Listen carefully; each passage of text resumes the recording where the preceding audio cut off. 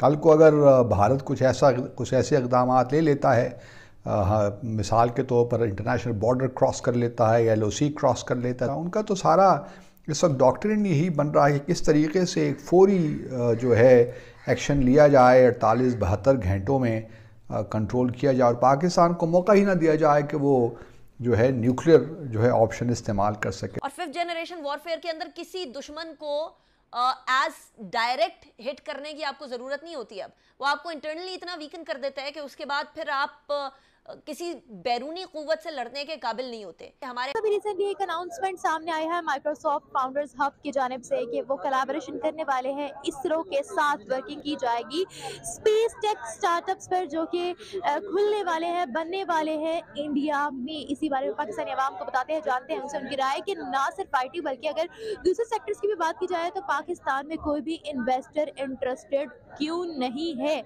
उन लोगों को पाकिस्तान की ISI को और पाकिस्तान के इंटेलिजेंस को कुछ इस तरह से उसकी तारीफ करनी पड़ेगी। उनके यहाँ पर धमाके हो जाते हैं, उनके यहाँ पर अपने ही देश के अंदर आतंकवादी आकर के, तालिबानी TTP वाले आके धमाके कर के चले जाते हैं और इन बेचारों को पता भी नहीं लग पाता कि वो एग्जैक्टली किस ग्रुप ने किया है। और भारत में हर ऐसा कोई भी 15-20 दिन नहीं बीतता, महीने में 2 बार आराम से ये बोल देते हैं कि अब भारत अब हमला करने वाला, अब भारत मिसाइल दागने वाला, अब भारत जो है वो बॉर्डर पार में घुसाएगा, अब जो भारत है वो एयर स्ट्राइक कर देगा, अब जो भारत है वो अमेरिका के साथ मिलकर वहाँ पर हमला करने की कोशिश कर रहा है, अब जो भारत है अफगानिस्तान की साइड से हमला कर देगा। ये सब चीज़ें महीने में 2 बार अक्सर होती ही रहती हैं। आसपास के दुश्मन बिलखुसूस इंडिया, बाकी दुश्मनान इसका पूरा फायदा लेने को तैयार होंगे। सऊदी अरेबिया और UAE के जो मतलब 2 बड़े लोग हैं, दोनों मैंने आपको लगाए हुए हैं कि ये जो हमें तरसा कर भी पैसे कम क्यों देते हैं।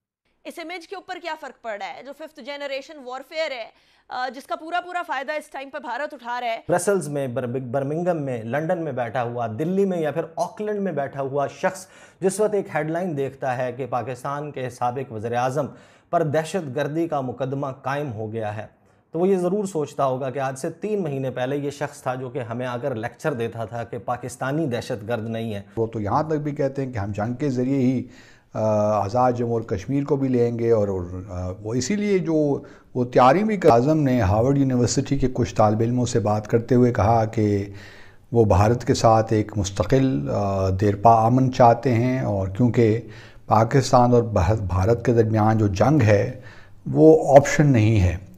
ये बात हम पहले भी कई बार मुख्तलिफ वज़ीर-ए-आज़म से सुन चुके हैं। मेरा सिर्फ सवाल कहने का ये है कि ये बात कहने की ज़रूरत क्या है? कभी आपने भारत के किसी प्राइम मिनिस्टर से सुना है कि जी पाकिस्तान और भारत के दरमियान जंग ऑप्शन नहीं है? हमारे ही लोग ऐसी बातें क्यों करते रहते हैं?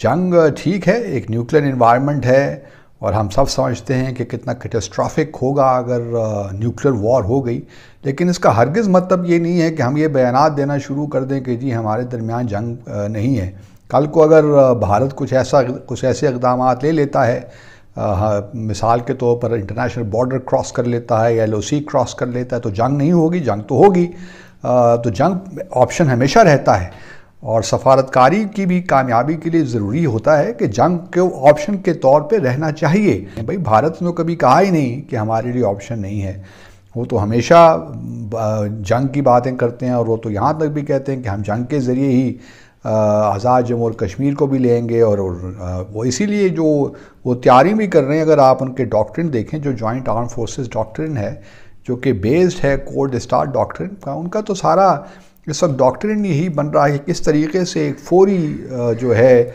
एक्शन लिया जाए, 48-72 घंटों में कंट्रोल किया जाए। बहुत सारे ऐसे इशू आए, ड्रॉप शिपिंग बंद कर दी अमेज़न ने हमारे इन चीज़ों की वजह से। एक तो ये फैक्टर है कि हमारे हर चीज़ को जो है वो उसका मिसयूज बहुत किया जाता है। हमारे कंट्री का ये हाल हो चुका हुआ है कि इवन खुद आए हैं IT, क्योंकि इंडिया के बाद Pakistan is the second country जो IT में सबसे ज्यादा प्रोफेशनल्स दे रहा है। तो कुछ चीजें ऐसी हैं जो अभी तक नहीं की गई हैं जिसकी वजह से आप आईटी में ही नहीं जा सके हैं। पहली बात तो ये है, आईटी के अंदर अगर आपको याद हो कुछ अरसा पहले बहुत ज़्यादा जो थी वो डेवलपमेंट हुई है, अमेज़ॉन और इसकी मेरा ख्याल बहुत सारी ऐसी टर्म्स लोगों ने सुनी जो नॉर्मली तौर पर पहले हमारे पास नहीं थी। लेकिन बात ये है कि आपने ये भी देखा होगा वहीं पे कि अमेज़ॉन को हमारे मोर देन 60,000 आईपीज बंद करना पड़ी।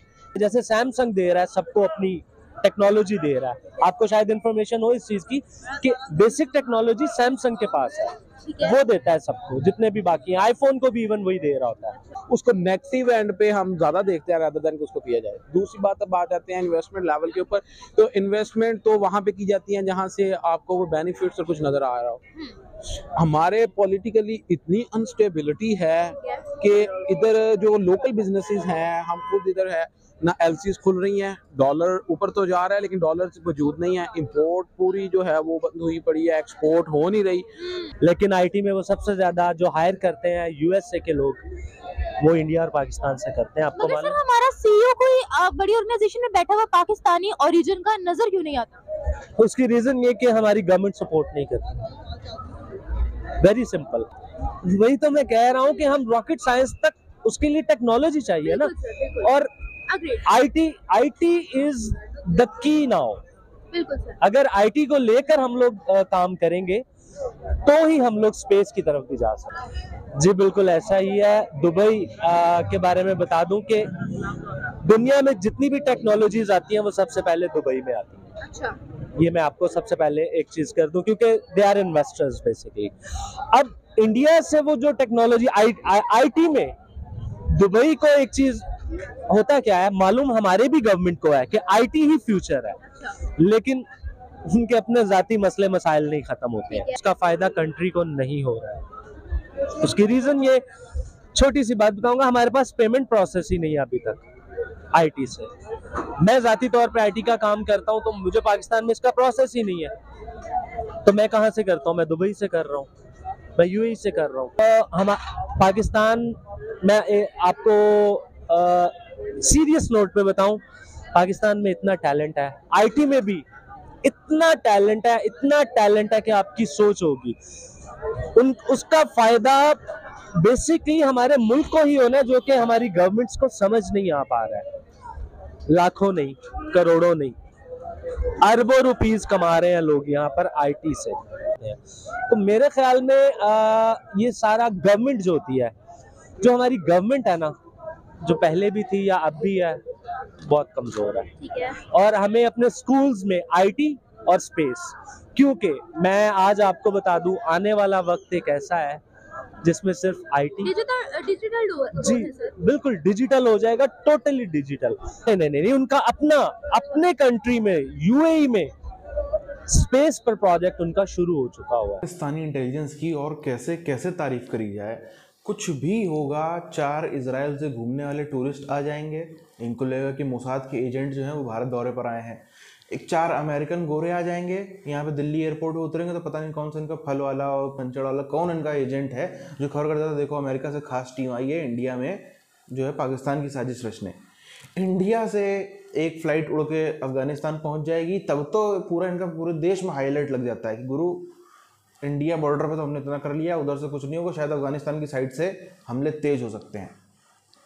और यही वो देश है जो अपने देश के अंदर, अभी आप देखो पिछले 1 साल की अगर हम बड़ी बड़ी घटनाओं को उठा के देखें, कितने ही तकरीबन 8-10 थानों के अंदर विस्फोट कर चुका है तालिबान, BLA, TTP, अलग अलग ग्रुप सबको हम जोड़ लें तो 1 साल के अंदर सबने विस्फोट किया। और मैं भी कंफ्यूज हूँ, एग्जैक्टली नहीं बता पा रहा हूँ किसने किया, क्योंकि पाकिस्तानी फौज ने घोषणा ही नहीं करी कि एग्जैक्टली ये ग्रुप है, इसने किया है, इसको हम लोग नस्ते नाबूद कर देंगे, कोई घोषणा नहीं आती। आता क्या है कि जितने भी हमारे लोग शहीद हुए हैं, हमारे पुलिस अफसरान शहीद हुए हैं, फौजी शहीद हुए हैं, उनको श्रद्धांजलि, उनको जो भी अपने आप बोलते हैं जामे शहादत नोश कर लिया, बोलते हैं जामे शहादत नोश कर लिया। और दहशतगर्दों को खिलाफ हम जो है वो मजबूती से लड़ेंगे, डट का मुकाबला करेंगे, उनकी कोशिशों को नाकाम करके मानेंगे। बस इतना बोल करके हर बार इनका जो DG ISPR है बाबर इफ्तिकार, वो निकल जाता है। उसके अलावा इनका आप देखो लेफ्टिनेंट कॉलोनियल को निपटा दिया, कोर कमांडर क्वेटा को निपटा दिया, कितने बड़े बड़े हमले किए, 2 हेलीकॉप्टर गिरा दिए, क्या नहीं हो रहा है। एक फौजी कैंपों की अगर हम बात करें तो कम से कम कुछ पिछले 2 महीनों में 6-7 फौजी कैंपों पे हमले हो चुके हैं बलूचिस्तान और केपीके के अंदर। इनका जो एंटी टेररिस्ट स्क्वाड है एक, उसकी बिल्डिंग में घुस के 72 घंटे तक तालिबानी बैठे रहते, 72 घंटे लगे उनको कंट्रोल करने में। इतना ज़्यादा तो इनके देश में आतंकवादी घुसे हुए हैं, अपने देश का जो इनका खुद का इलाका है वो ये कंट्रोल कर नहीं पा रहे, उसको ये बचा नहीं पा रहे, और बातें करेंगे कि हमने तो इंडिया का कर लिया हमने। और ये जो जितने रिटायर्ड फौजी अफसरान हैं जिन्होंने यूट्यूब चैनल खोल लिया है, वो तो अक्सर यही करते हुए